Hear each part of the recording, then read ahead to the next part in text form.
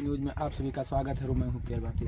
आज हम लोग 282 बलहा विधानसभा में आए हुए हैं और हमारे साथ में हमारे सर मौजूद हैं जो पहचानों के मोहताज नहीं हैं, और इनसे हम बात करेंगे और जानेंगे और इनका परिचय जानेंगे और इनका काम क्या है ये भी जानेंगे।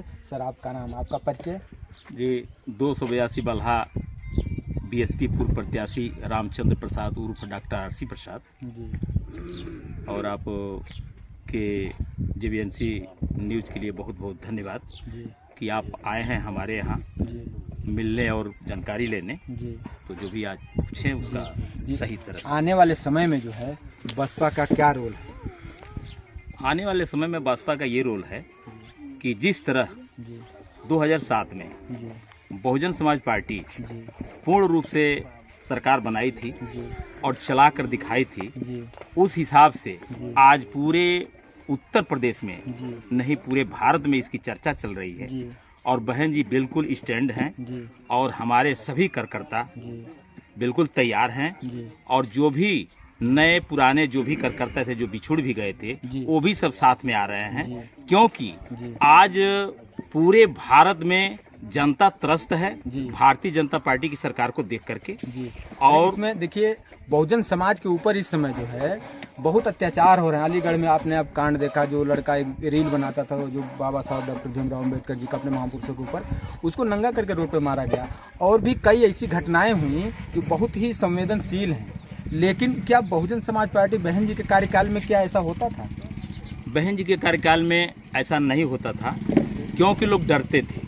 कानून व्यवस्था थी, कानून व्यवस्था इस तरह की थी कि बहन जी का जो कानून व्यवस्था था, बड़े अधिकारियों पर उसकी गांज गिरती थी बहन जी की। जी यहाँ पर तो देखते हैं कि इस सरकार में जो डीएम को छोड़कर चपरासी को जेल भेजा जाता है, डीएम फ्री है। जी इस मजिस्ट्रेट को छोड़ करके और जो है कि मामूली लोगों को जेल भेजा जाता है, उस पर पूछताछ होती है, उसकी रिकवरी होती है, लेकिन बड़ों को नहीं पूछा जाता है, क्योंकि बड़े लोग जो हैं भारतीय जनता पार्टी के गुर्गे से मिले हुए हैं। जी और बहन जी के सरकार में जो व्यवस्था थी उसमें सबसे पहले बड़े पदाधिकारियों पर, बड़े जो है कि मंत्रियों पर, बड़े जो है कि कर्मचारियों पर गाज गिरती थी।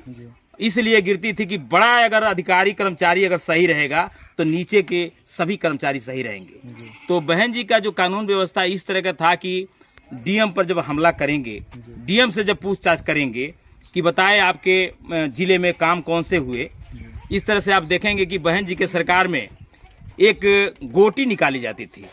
बहन जी की जब सरकार थी तो गोटी निकाली जाती थी कि किस जिला का नंबर आ जाएगा।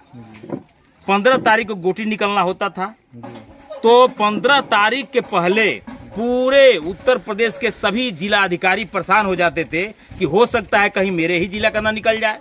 तो गोटी निकलने के पहले ही उस जिला ठीक हो जाता था। जिले में कोई कार्य बाकी नहीं रहते थे। गरीबों का कोई काम होता था, खेत नापने की होती थी, किसी के घर में नाला का पानी घर में जाता था, उसको सही करने की जरूरत होती थी। किसी गरीब आदमी की जमीन नहीं नापी जिसको सवर्ण लोग कब्जा कर लिए थे, उसको कब्जा दिलाने की बात होती थी। तो उस डीएम और एसडीएम को ये दशा होती थी कि हमारे जिले में कोई काम बाकी न रह जाए। बहन जी का हो सकता है कि मेरा ही पर्ची निकल जाए मेरे ही जिले से, इसलिए पहले ही वो अपना कार्य करके पूरा कर देते थे। बहन जी ने जो इतना बड़ा बड़ा काम किए हैं, कितने विश्वविद्यालय बनवाई, कितने आईटीआई कॉलेजें बनवाई और कितने जो है स्कूल बनवाए, कितने प्राथमिक विद्यालय बनवाई, कितना जो है अपने बहुजन महापुरुषों को पार्क बनवाई, और जो घर घर पे जो ये आरसीसियां वगैरह लगी हुई हैं, ये बहन जी के शासनकाल में इतने अच्छे काम हुए। फिर पढ़ाई के माध्यम से जो है पढ़ाई के शिक्षा पे ज़्यादा विशेष और जो है स्वास्थ्य पे ज़्यादा और महंगाई पे बहन जी ने ध्यान दिया। लेकिन लोग आज भी कहते हैं कि बहन जी ने कुछ काम नहीं किया। ऐसा क्यों? ऐसा बहन जी को बलगलाने का काम बहन जी के लिए लोग करते हैं कि बहन जी की विषय में कुछ लोग कहें उसको बलगलाएं। जैसे मान लीजिए जब चुनाव आया था, चुनाव जब 2012 में आया था, उसके पहले बहन जी की सरकार थी, और उसमें जब चुनाव आया तो लोगों ने हल्ला किया। फॉरवर्ड क्लास के लोगों ने और जो होशियार लोग थे, जो विपक्ष थे, वो एससी एसटी ओबीसी समाज में आकर के एक एक घर बैठ करके हल्ला करते थे। ये बताओ भैया मंगरू, ये बताओ बहुत मामूली लोगों से। मंगरू ये बताओ बहन जी, अगर लखनऊ में इतने बड़े पार्क बना दी हैं, इतनी हाथियां बना दी हैं, तो ये बताओ एक हाथी में तो 4 जो है कि आवास बन जाता। तो ये बताओ कि अगर बहन जी नहीं बनाई होती तो पूरे प्रदेश में लोगों SC OBC लोगों का आवास मिल गया होता। लेकिन लोग नहीं जानते थे। सुनिए, लोग ये नहीं जानते थे, कहते थे कि हाँ आप ठीक कह रहे हैं, बहन जी गलत की हैं, लेकिन ये नहीं जानते थे कि बहन जी जो इतिहास खड़ा की है, वो इतिहास खड़ा बहुत जरूरी करना था कि वही इतिहास देख करके हमको एक याद आता है और अपने जुनून में हम ताजा होते हैं।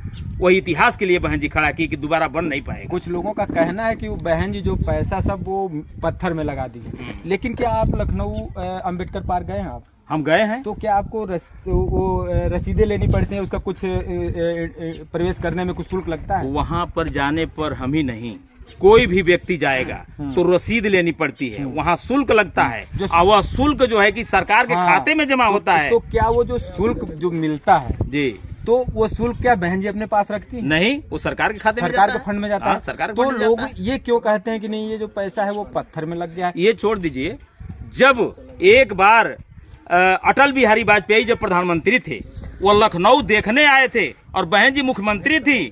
उस समय अटल बिहारी वाजपेयी कहे थे कि बहन कुमारी मायावती जी लखनऊ को जो बना दी है, ऐसा तो दिल्ली नहीं है, ऐसा मुख्यमंत्री होना चाहिए। वो अटल बिहारी वाजपेयी उस समय बोले थे। इस समय भाजपा की सरकार को उसको निकाल करके कम से कम उनका वक्तव्य को सुनना चाहिए। वो भूल गए थे।